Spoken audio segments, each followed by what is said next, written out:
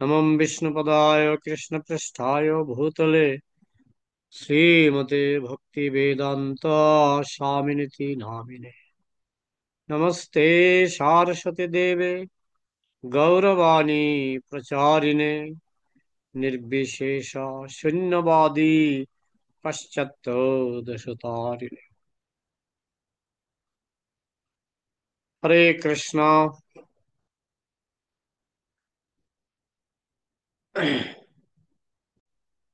तो আজকে আমরা বৈষ্ণব সদাচার গ্রন্থের 37 নম্বর পৃষ্ঠা থেকে আলোচনা শুরু করব। আজ হচ্ছে আমাদের ত্রয়োদশ পর্ব।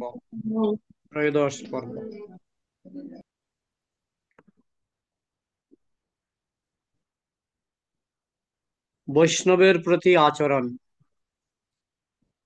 হরিভক্তি বিলাস গ্রন্থ থেকে উদ্ধৃতি।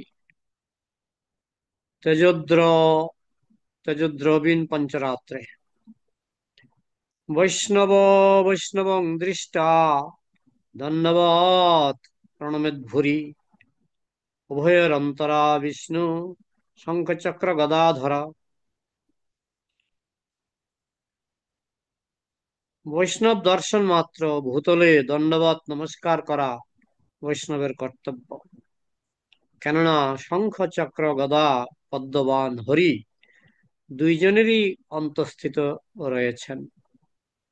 বৈষ্ণবের অন্তরে শঙ্খ চক্র গদা পদ্মধারী শ্রীহরি বিদ্যমান। তো একজন বৈষ্ণবের সঙ্গে যখন আরেকজন বৈষ্ণবের দর্শন হয়, সেখানে শুধু বৈষ্ণবেরই দর্শন হচ্ছে না, সেখানে শঙ্খ চক্র গদা পদ্মধারী শ্রীহরিরও উপস্থিতি রয়েছে। আপনি দর্শন করুন আর নাই করুন। তাই বৈষ্ণব যখন পরস্পরকে দর্শন করে, দর্শন মাত্র ভূতলে দণ্ডবত নমস্কার করা উচিত। বলা হচ্ছে দিনে অন্তত একবার করা উচিত। গুরুদেবের সঙ্গে যতবার দেখা হয় ততবার দণ্ডবত প্রণাম করতে হয়। গুরুদেবের সঙ্গে যদি দিনে 50 বার দেখা হয়, তাহলে গুরুদেবকে 50 বার দণ্ডবত প্রণাম করতে হয়। অন্যান্য বৈষ্ণবকে কম পক্ষে একবার প্রণাম করা উচিত।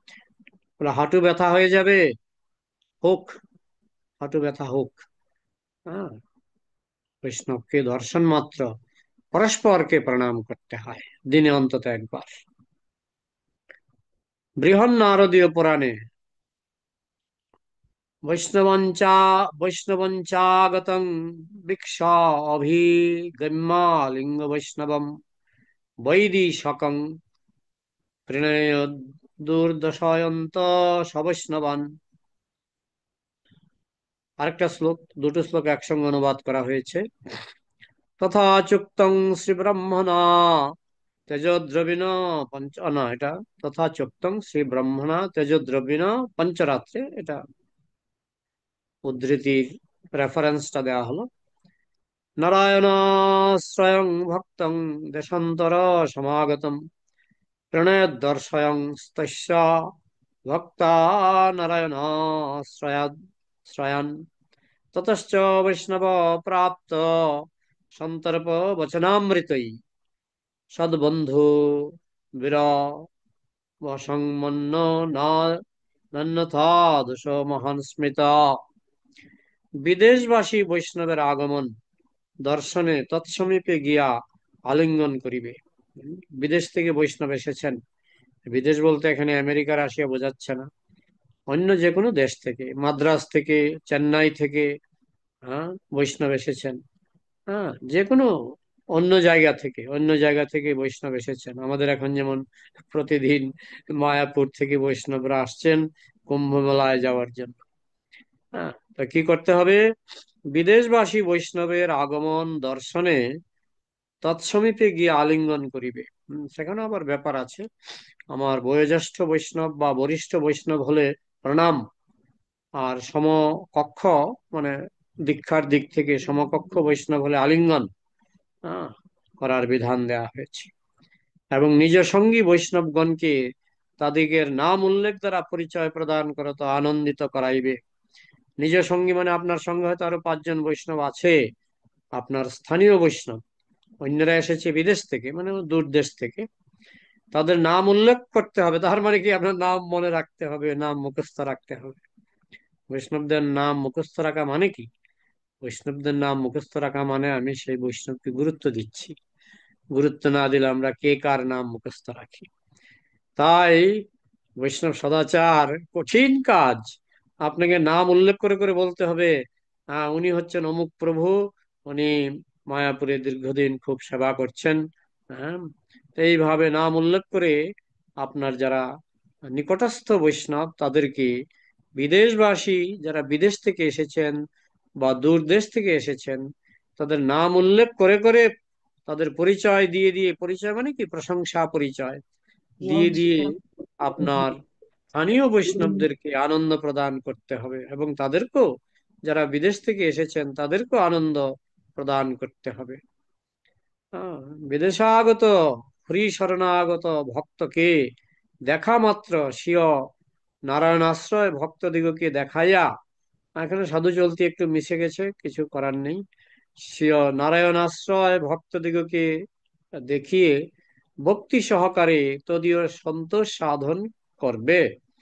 হ্যাঁ, অর্থাৎ নিজের কাছে, আপনার কাছে যে সমস্ত ভক্তরা আছে তাদেরকে ওই বিদেশ থেকে আগত ভক্তদেরকে দেখিয়ে ভক্তি সহকারে তাদের সন্তোষ সাধন করতে হবে। তাদেরকে যতটুকু সম্ভব সেবা শুশ্রূষা করতে হবে। বিদেশ থেকে বৈষ্ণব আসলে যেন তারা যেন অনাদৃত না হয়, অবহেলিত না হয়। আমরা একবার একটা আহ, আমার কিছু বন্ধু বান্ধব একটা গৌড়ীয় মঠে গিয়েছিল, আর দেখা মাত্র বলছে, তোমরা ইসকনের ভক্ত না? বলে হ্যাঁ ইসকনের ভক্ত। ভাগো এখান থেকে, ভাগো এখান থেকে, ভাগো। তো এইগুলি বৈষ্ণব ব্যবহার নয়। এটা ছিল গৌহাটিতে। গৌহাটিতে যদিও আমাদের নিজেদের মন্দির আছে, কিন্তু মন্দিরটাকে দূরে বলে রাস্তায় পড়ে গেছিল। হ্যাঁ, তো যার ফলে তারা এইভাবে ভাগো ভাগো করে তাড়িয়ে আসছিল। মানে কি, ট্রেনিং এর অভাব। ট্রেনিং এর অভাব। সব মন্দির একরকম নয়। বহু মন্দির আছে, গৌড়ীয় মঠও আছে, বহু মন্দির আছে যেখানে বৈষ্ণবরা পরস্পরকে খুব সমাদর করেন। কারণ আমি একসময় গ্রন্থ বিতরণ করতাম, বহু গৌড়ীয় মঠে আমাদের প্রচুর সমাদর করা হতো, প্রচুর সমাদর করা হতো। কিন্তু ওই গুয়াহাটিতে একটা মঠ দেখলাম, নামে তো লেখা গৌড়ীয়, গৌড়ীয় মঠ, কিন্তু সেখানে ট্রেনিং এর অভাব আছে বলে আমার মনে হয়েছিল। তো যাই হোক, ভক্তকে দেখা মাত্র আহ, ভক্তি সহকারে তাদের সন্তোষ সাধনের চেষ্টা করতে হবে।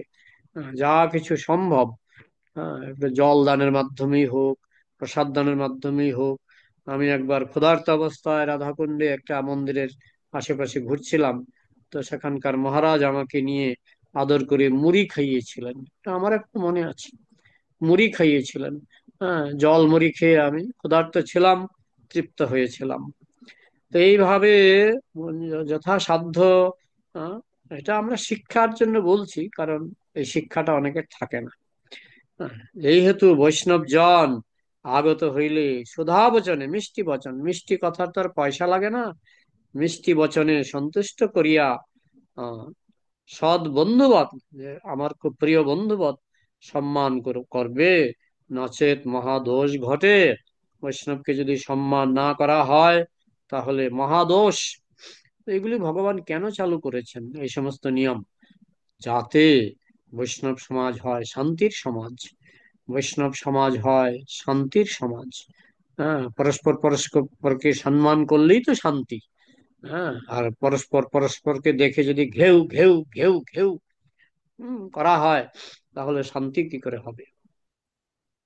স্কন্দ পুরাণে, শ্রান্তং ভাগবতং দৃष्ट्वा কঠিনং যস্য মানসম প্রসীদতি ন দুষ্টাত্মা সপচাদধিকো হি স বিপ্রং ভাগবতং দৃष्ट्वा দীনমাতুরো মানসম আতুর মানসম ন করতি পরিত্রাণং কেশব ন প্রসীদতি দৃষ্টা ভাগবতং বিপ্রং নমস্কারেণ নার্চয়েৎ। আমি একটু অসুস্থ আছি, একটু সর্দি লেগে গেছে। কয়েকদিন জামা খুলে ঘুমিয়েছিলাম, গরম পড়ে গেছিল মাঝখানে। তাহলে এই শ্লোকের বঙ্গানুবাদটা একটু আস্বাদন করার চেষ্টা করছি। এটা হচ্ছে 38 নম্বর পৃষ্ঠা। শ্লোক আরো রয়ে গেছে। দেহিনস্তস্য পাপস্য ন চ বৈ ক্ষমতে হরি অপূজিত যদা গচ্ছেদ বৈষ্ণব গৃহমেধিন শত জন্মার্জিতং ভূপ পুণ্যমাদয় গচ্ছতি।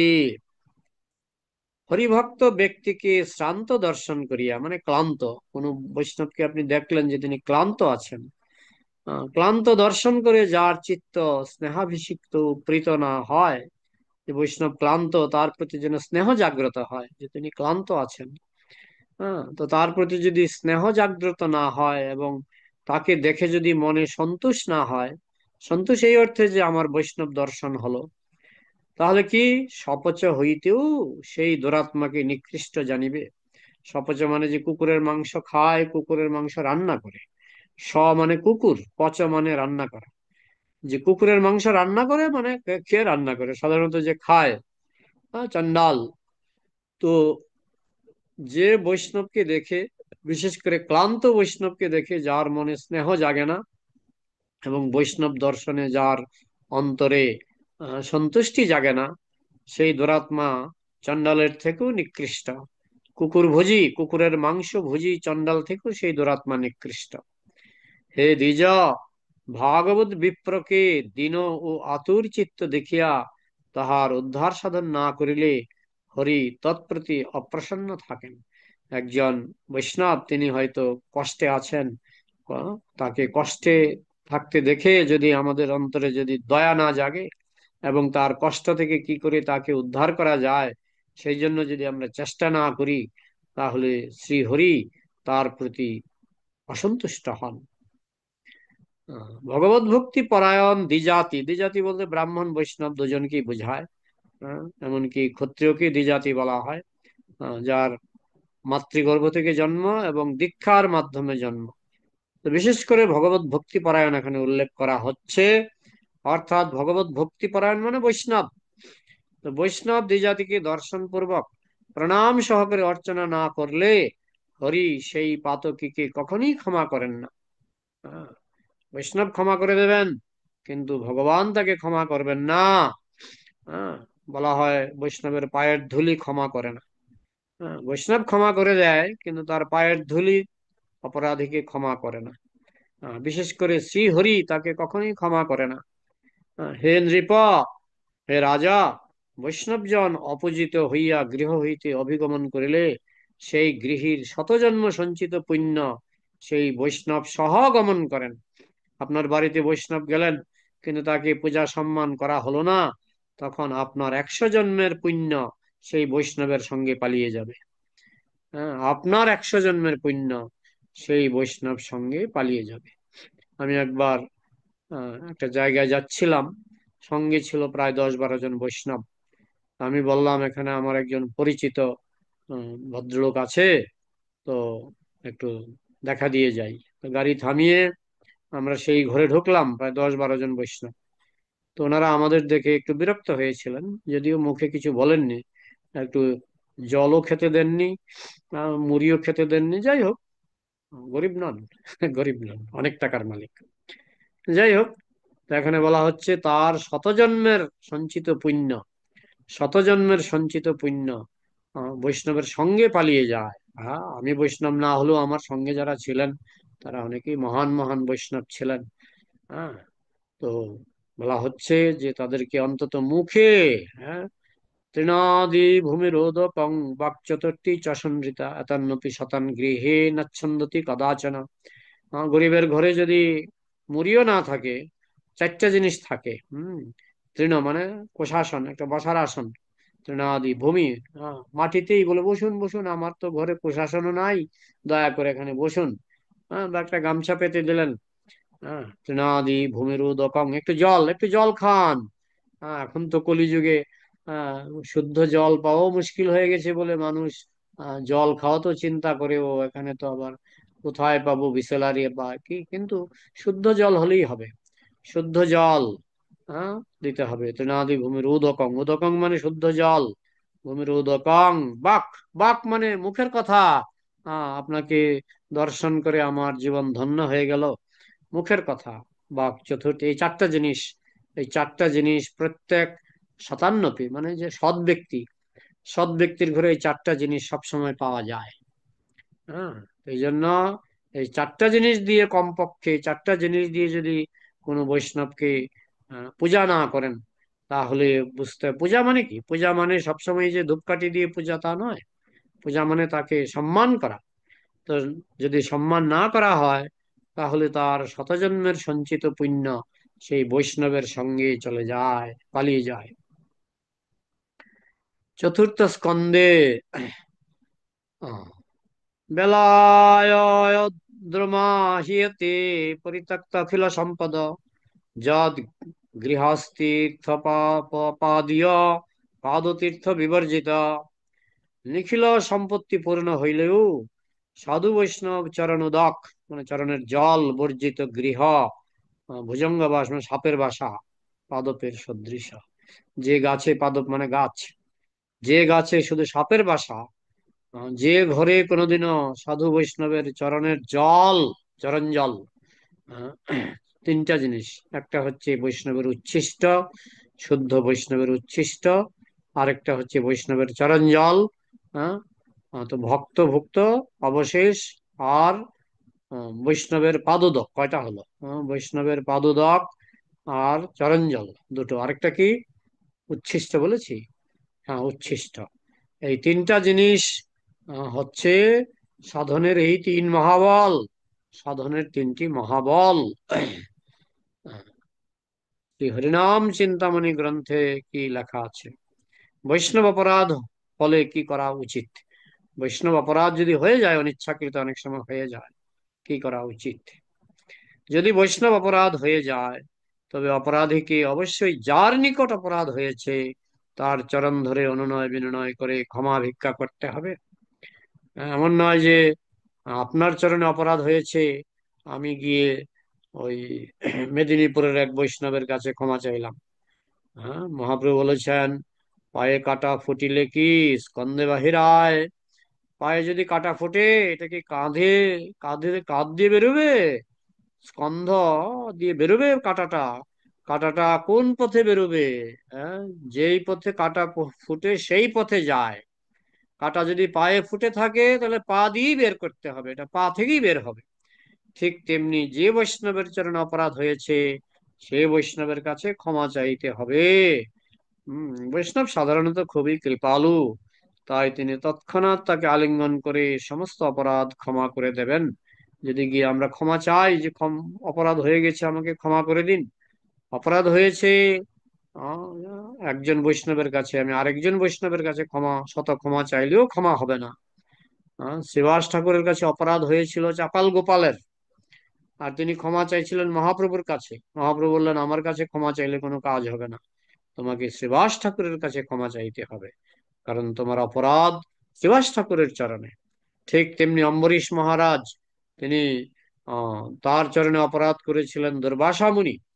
তিনি বৈকুণ্ঠে গিয়ে নারায়ণের কাছে ক্ষমা চাইলেন, তার আগেও তিনি ব্রহ্মা শিব সবার কাছেই দ্বারস্থ হয়েছিলেন।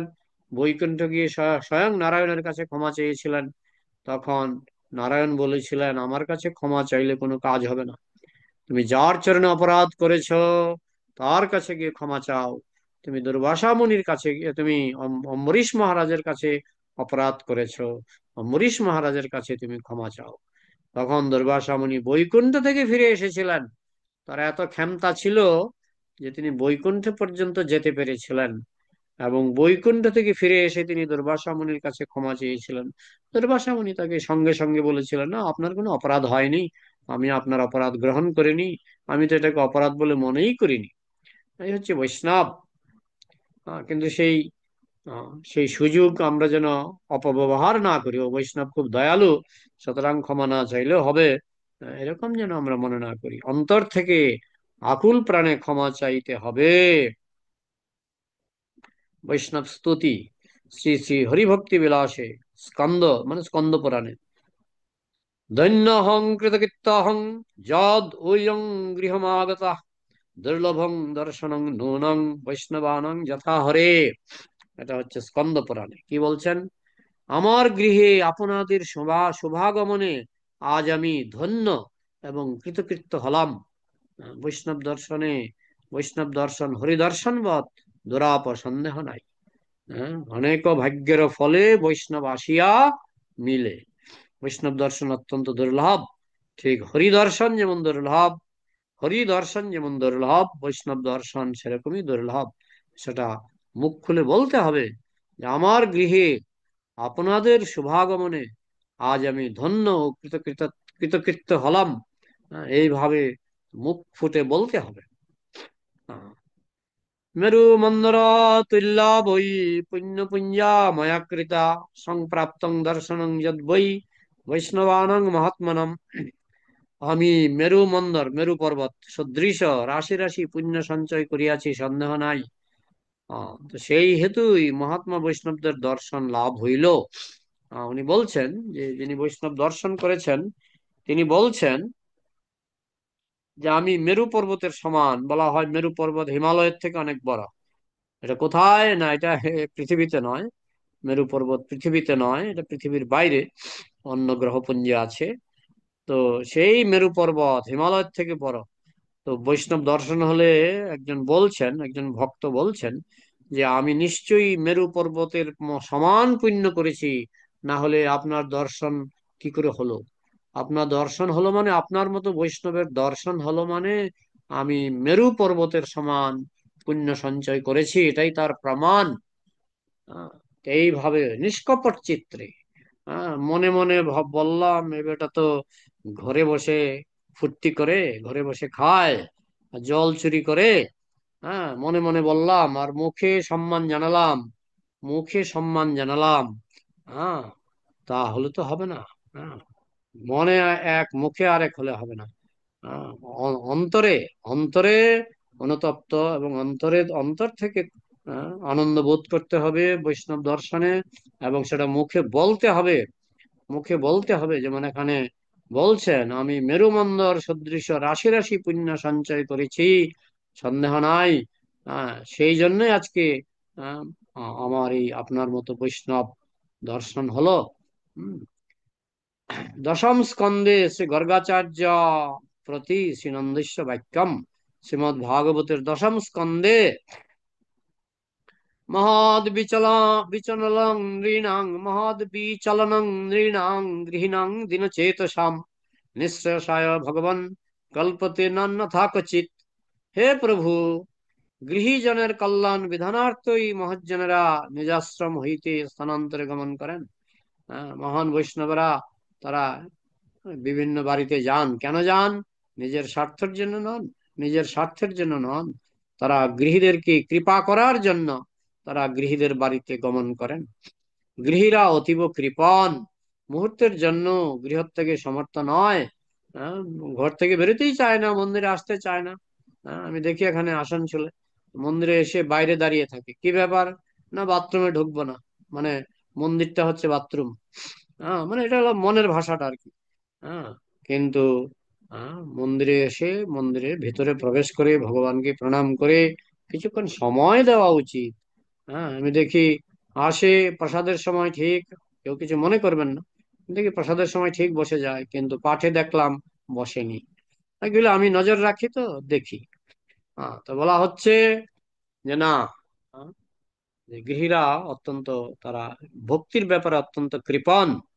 মুহূর্তের জন্য গৃহত্যাগে সমর্থ নয়, 1 মিনিটের জন্য তারা গৃহত্যাগ করতে পারে না। মহাপুরুষগণ তাই কৃপাপূর্বক নিজে তাদের আলোয় আগমন করেন, আগমন করে দর্শন দিয়ে থাকেন। হে ভগবান, হে ভগবান, এছাড়া গৃহীর আলোয় মহাপুরুষগণের উপস্থিতির আর অন্য কোনো কারণ দেখা যায় না। যে কি খাবার লোভে? না, ভগবানের কৃপায় বৈষ্ণবদের খাবার জোটে সব জায়গাতেই। মহাপ্রভু বলেছেন অন্ন ছত্র, সব জায়গাতেই ভগবান অন্ন ছত্র খুলে রেখেছেন। আমরা তো দেখি বেশি খেয়ে অসুস্থ হয়ে পড়ার থেকে একটু কম কম খাওয়া ভালো। কারণ সব জায়গাতেই প্রচুর, আহ প্রচুর, বিশেষ করে ছিল প্রভুপাদের কৃপায় ইসকনে প্রসাদের অভাব নাই। হ্যাঁ, কালকে দুর্গাপুর মন্দিরে গেলাম, ওরে বাবা, প্রসাদ দেখে আমার মাথা ঘুরে গেছে, কি প্রসাদ! কিন্তু আমরা আমাদের যতটুকু খিদে সেইটুকু আমরা গ্রহণ করেছি। তারপরে হলো পিকনিক দুপুর বেলায়, সকালে প্রসাদ পেলাম, দুপুরে পিকনিকে প্রসাদ, অপূর্ব প্রসাদ। ভগবানের কৃপায় প্রসাদের কোনো অভাব নাই। তো যাই হোক, খাওয়ার লোভে বৈষ্ণবরা গৃহীদের বাড়িতে যান না। গৃহীদের বাড়িতে যান তাদেরকে কৃপা করার জন্য, তাদেরকে কৃষ্ণ চেতনা দান করার জন্য। এটা এখানে বলা হচ্ছে। বৃহন্নারদীয় পুরাণে কি বলা হচ্ছে? যো বিষ্ণু ভক্তান নিষ্কামান ভোজয়েত শ্রদ্ধয়ান্বিতঃ ত্রিসপ্তকল সংযুক্ত স্বজাতি হরিমন্দিরম বিষ্ণু ভক্তায় যো দদ্দান নিষ্কামায় মহাত্মনে পানীয় পানীয়ং বা ফলং বাপি স এব ভগবান হরি বিষ্ণু পূজা পরান পরান্তত শুশ্রূষাং কুর্বতে হি মে তে জানতি বিষ্ণু ভবনং ত্রিসপ্ত পুরুষান্বিতঃ দেব পূজা পরযস্য গৃহে বসতি সর্বদা তত্রৈব সর্বদেবাশ্চ হরিশ্চৈব শ্রিয়ান্বিত। শ্রদ্ধা সহকারে নিষ্কাম হরিভক্তগণকে, নিষ্কাম হরিভক্ত যাদের কোনো জড়জাগতিক কামনা বাসনা নেই। হ্যাঁ, এখন আমি কল্পনা করি, ও, ওনার জড়জাগতিক কামনা বাসনা প্রচুর, আমি এটা আমার কল্পনা। কিন্তু ওইরকম নেগেটিভ কল্পনা করাটাও রিস্কি, খুব রিস্কি। শ্রদ্ধা সহকারে নিষ্কাম হরিভক্তগণকে ভোজন করালে একবিংশতি কুল সহ হরিধামে গতি হয়। একবিংশতি, 21 কুল, 21 বংশ উদ্ধার হয়ে যায়, তারা গোলকে চলে যায়। হরিধাম বৈকুণ্ঠ হতে পারে, গোলক হতে পারে। কি শ্রদ্ধা সহকারে নিষ্কাম হরিভক্তগণকে ভোজন করালে। এই জন্য যে বৈষ্ণব সেবা কেন করায় মানুষ? কারণ আমি হয়তো 100 বৈষ্ণব সেবা করালাম, একজন হয়তো শুদ্ধ বৈষ্ণব, বা দুইজন শুদ্ধ বৈষ্ণব, বা তিনজন শুদ্ধ বৈষ্ণব। তো এরকম দু একজন শুদ্ধ বৈষ্ণবকে যদি আমি ভজন করাতে পারি, তাহলে আমি নিঃসন্দেহে বৈকুণ্ঠে বা গোলকে যাব। নিষ্কাম হরিভক্তকে জল বা ফল দান করিলে সেই দাতাই হরিসদৃশ বলিয়া গণনীয়। কোন নিষ্কাম ভক্তকে যদি জল বা ফল দান করা হয়, তাহলে সেই দাতা কৃষ্ণের সমান হয়ে যান। এখানে তাই বলা হচ্ছে, হরিসদৃশ, হরির সমান বলে গণনীয়। হরিভক্তি নিষ্ঠগণের সেবা করলে একবিংশ পুরুষ সহ হরিধামে গতি হয়। কেউ যদি শুদ্ধ বৈষ্ণব, নিষ্কাম বৈষ্ণবের সেবা করেন, তাহলে একবিংশ পুরুষ সহ তারা হরিধামে মানে বৈকুণ্ঠ বা গোলকে গমন করেন।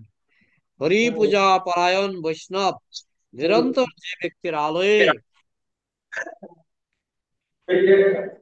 নিরন্তর যে ব্যক্তির আলোয় অধিষ্ঠিত থাকেন, নিখিল দেবতা ও স্বয়ং হরি তথায় শ্রদ্ধা সহকারে অবস্থিতি করেন। অনেক সময় প্রচারের স্বার্থে অনেক সময় বৈষ্ণবরা কারো বাড়িতে গিয়ে থাকে।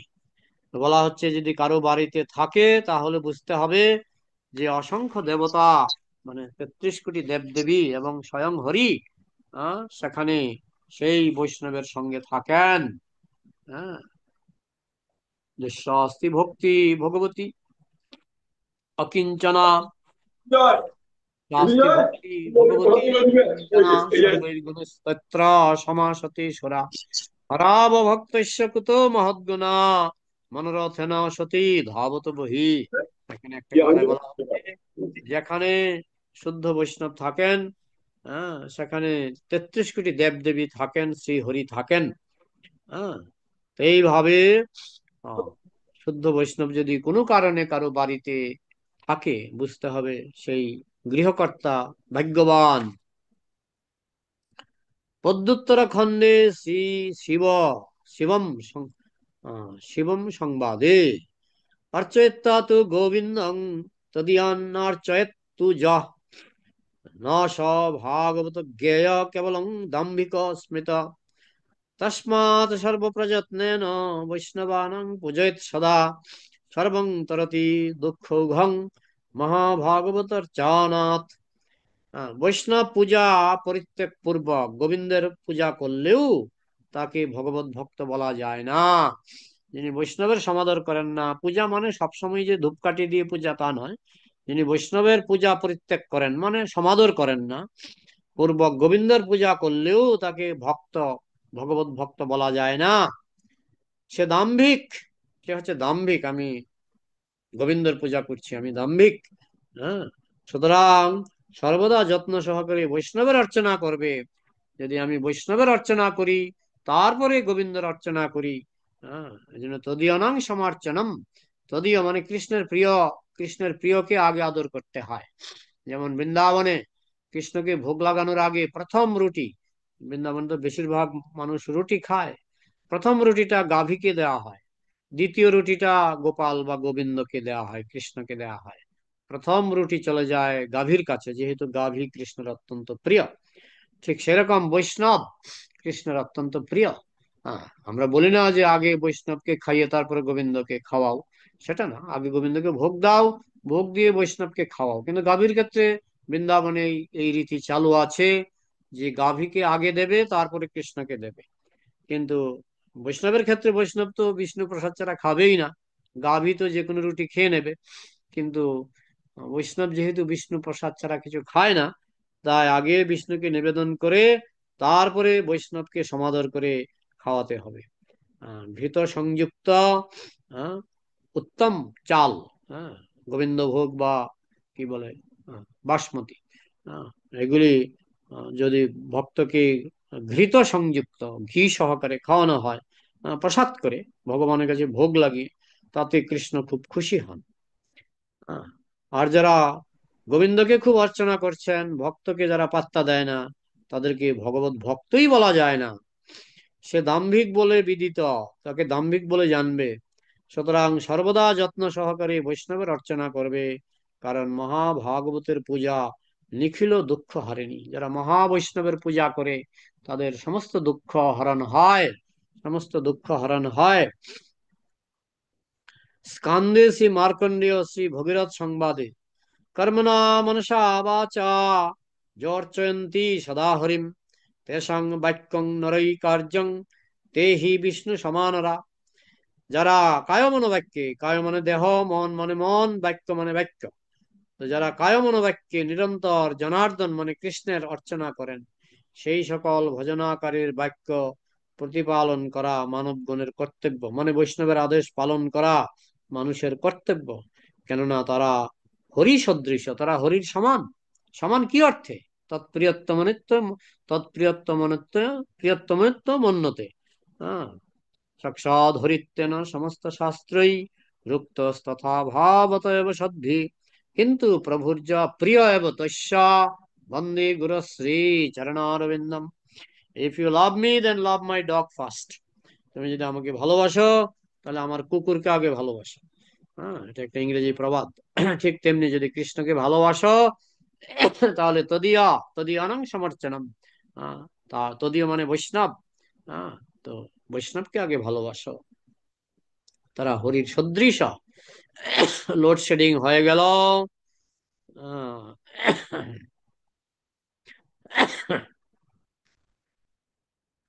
এই গত সোমবারও লোডশেডিং হয়েছিল, তো জানি না কখন কারেন্ট আসবে।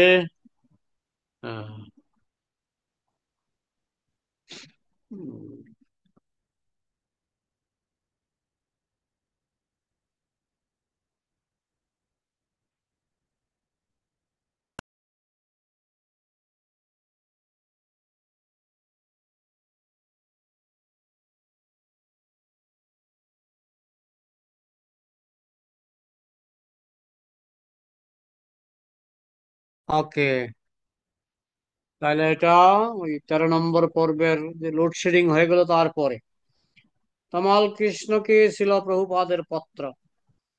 আহ, প্রতিটি ভক্তের উচিত অন্য ভক্তদের প্রশংসা করা, এটাই ভক্তদের প্রকৃত কর্তব্য। কারো প্রতি কেউ উপহাস করবে না, ঠাট্টা বিদ্রুপ করবে না, সবার কর্তব্য সবাইকে প্রশংসা করা। হ্যাঁ, তো আজকে ত্রয়োদশ পর্ব এখানে রাখছি, কারো যদি কিছু প্রশ্ন থাকে, যদি কিছু প্রশ্ন থাকে আলোচনা করা যায়। হরে কৃষ্ণ প্রভু।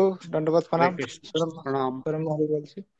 প্রভু বলছে, আজকাল মানে দেখা যাচ্ছে অনেক ভক্তরা যারা দীক্ষা হয়ে গেছে ওদের, কিন্তু তারা এই আজে বাজে ডিজে গান আছে অশ্লীল ভাষায়, ওইগুলোতে নৃত্য করছে। তো হুম। সেটা কি আমাদের করা উচিত? না করা উচিত নয়। হ্যাঁ প্রভু। তো হুম। তাদের মানে আর কিছু বলতে পারা যায় না, তারা সিনিয়র আছে আদি যদি তো। জুনিয়র হয় বলবে, আর সিনিয়র হলে তারও উপরে সিনিয়র আছে, সিনিয়রের উপরে সিনিয়র আছে। হ্যাঁ।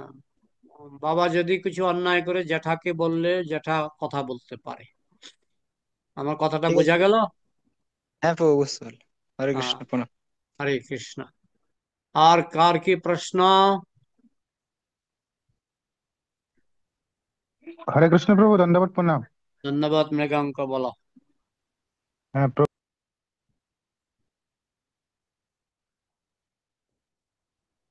বলো, শুনতে পাচ্ছি না। হরে কৃষ্ণ প্রভু, শুনতে পাচ্ছেন?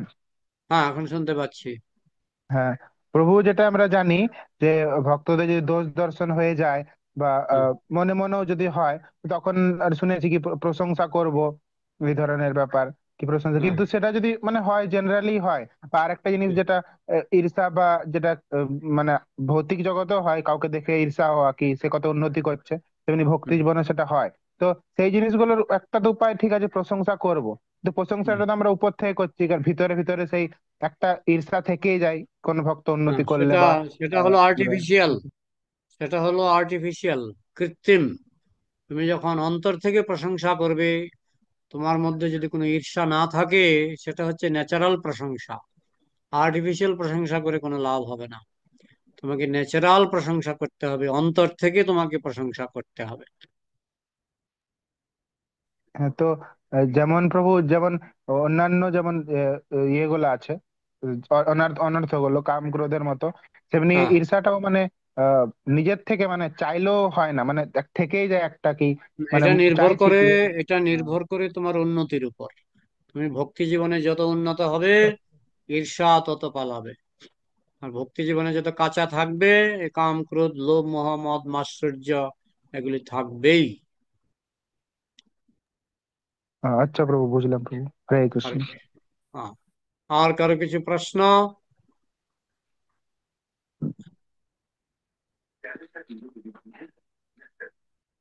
বলো, প্রশ্ন থাকলে বলো। হরে কৃষ্ণ বাবু, লোডশেডিং উত্তম আছে বলছি। মাঝে মধ্যে। হ্যাঁ, উত্তম। প্রভু বলো। বলছি যে প্রশংসা সম্বন্ধে অনেক কিছু শুনলাম। হ্যাঁ। তো যদি কেমন ভাবে প্রশংসা করতে হয় শুদ্ধ হুম। বৈষ্ণবের, হ্যাঁ। সেটা যদি একটু আমাদের একটু যদি বলে দিতেন কারো এক্সাম্পল দিয়ে। যে কোনো একজন বৈষ্ণব, শুদ্ধ বৈষ্ণব এসেছে ধরুন আসানসোল ইসকনে। হ্যাঁ। তো তার আমি এখন আমাকে বললো যে তার মানে তাকে ওয়েলকাম করার জন্য, তো আমি কিভাবে তার প্রশংসাটা করব, তাকে ওয়েলকামটা কি করে করবো, তার সেটা যদি একটু গুণগুলি বলে খুঁজে দিতেন। বের করতে হবে। তার গুণগুলি খুঁজে বের করতে হবে। হ্যাঁ, গুণগুলি খুঁজে বের করতে হবে। প্রত্যেকেরই কিছু না কিছু গুণ থাকে, সেই গুণটা খুঁজে বের করতে হবে। বোঝাতে পারলাম? বুঝলাম, কিন্তু ভাষাগুলো যদি একটু বলতেন, কি কি ভাষা ইউজ এখন করা একজন উচিত, একজন কেমন একজন উচিত। বৈষ্ণবের নাম বলো, তাহলে আমি আমি চেষ্টা করব। ধরুন গোপাল কৃষ্ণ প্রভু এসছেন এখন আজকে। গোপাল কৃষ্ণ ওই প্রভুকে আমি দিনকে চিনি ইয়েতে না। আমার পরিচিত কারো নাম যদি বলো। ওই যে ওই দিনকে পিকনিকে এসেছিলেন না, গোপাল প্রভু না ও, নামটা ভুলে নারুগোপাল গেলাম। প্রভু। নারুগোপাল নারুগোপাল প্রভু, হ্যাঁ প্রভু। সরি, হ্যাঁ, নারুগোপাল প্রভু, ওনাকে আমি শিশুকাল থেকে চিনি। কারণ উনি শিশুকালে গুরুকুলে ভর্তি হয়েছিলেন। হ্যাঁ, তখন শিশু। আমি তখন গুরুকুলের মাস্টার মশাই। আর উনি কিছুদিন গুরুকুলে ছাত্র ছিলেন। হ্যাঁ। তো আমি দেখেছি তখন থেকেই ওনার ম্যানেজমেন্ট ম্যানেজমেন্ট আমি দেখেছি। উনি মাঝে মধ্যে গুরুকুলের যে ইনচার্জ ছিলেন, আমাদের একজন মহারাজ, ওনার বেশপূজা হতো জন্মদিন। তো তার দায়িত্ব পড়তো নারগোপাল প্রভুর হাতে। এবং নারগোপাল প্রভু খুব সুন্দরভাবে সেই সেগুলি ম্যানেজ করতেন। খুব সুন্দরভাবে, নিখুঁতভাবে ম্যানেজ করতেন। এবং বড় হয়ে তিনি মায়াপুরে অনেক গুরুদায়িত্ব পালন করেছেন। মায়াপুরে ম্যানেজিং বিভাগে অনেক গুরুদায়িত্ব উনি পালন করেছেন। এবং আমি দেখেছি উনি বাংলাদেশে প্রচারে মাঝে মধ্যে মানে ঘন ঘন বাংলাদেশে প্রচারে যান। এবং বাংলাদেশে উনি উনি তো গানও গাইতে পারেন, পাঠও করতে পারেন। হ্যাঁ, আমি হয়তো কোনো মতে পাঠটা করি, কিন্তু আমি আবার গানে আমি বিশারদ নই। কিন্তু নারগোপাল প্রভুর গান খুব সুন্দর। তো যেখানেই যান তিনি সুন্দর করে গান করেন, ভজন করেন এবং সবাইকে নাচান। বাংলাদেশে গেলে তার গানে সবাই নাচে, সবাই নাচে তার গানে। হ্যাঁ, এবং তিনি বৈষ্ণবের দোষ দর্শন করেন না। অনেক সময় আমি দেখেছি যে আমরা জানি যে বৈষ্ণবের একটা অপরাধ হয়ে গেছে, দোষ হয়ে গেছে, কিন্তু তিনি সেই দোষটাকে কখনো আহ, মানে বলতে শুনিনি যে অমুক বৈষ্ণবের অমুক দোষ, অমুক বৈষ্ণবের অমুক দোষ, এটা বলতে শুনিনি। তো এইভাবে আহ, ভালো বক্তা, মানে শিশুকাল থেকেই তিনি এবং তার বাবা দুজনেই থাকতেন ইস্কনে। তার বাবাও ইস্কনে থাকতেন, ইস্কনেই দেহত্যাগ করেছেন। তার মা এখনো ইস্কনে আছেন, ওনার মা এখনো ইস্কনে আছেন। হ্যাঁ, ওনার এক বোন ইস্কনে বিবাহিত হয়েছেন। তো তারা আহ, খুব নিষ্ঠা সহকারে কৃষ্ণ ভক্তিতে এবং কৃষ্ণ ভক্তির প্রচারে যুক্ত আছেন। তো এইভাবে যতদূর সম্ভব আমি দেখেছি যে উনি খুব সুন্দরভাবে প্রচার করছেন, প্রচারে খুব সাফল্যমণ্ডিত হয়েছেন। তো এইটুকু আমি যেটুকু আমার জানার মধ্যে আমি বললাম। ঠিক আছে বাবু, বুঝলাম। হ্যাঁ, আর কিছু?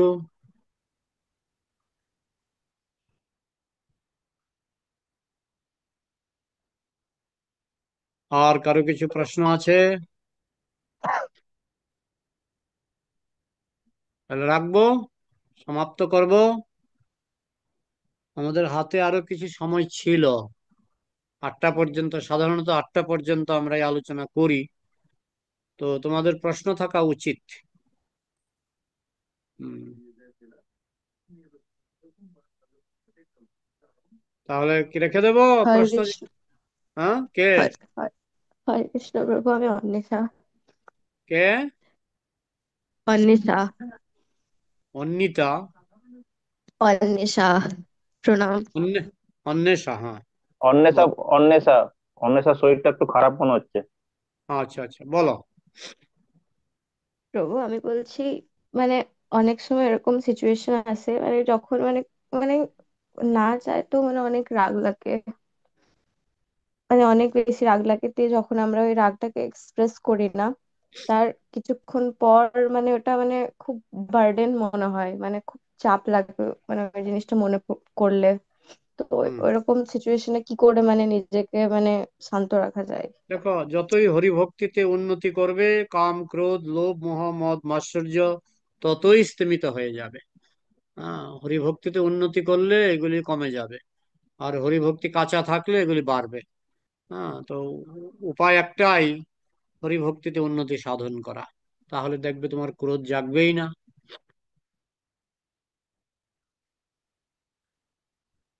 ওকে প্রভু, ধন্যবাদ। আর কি?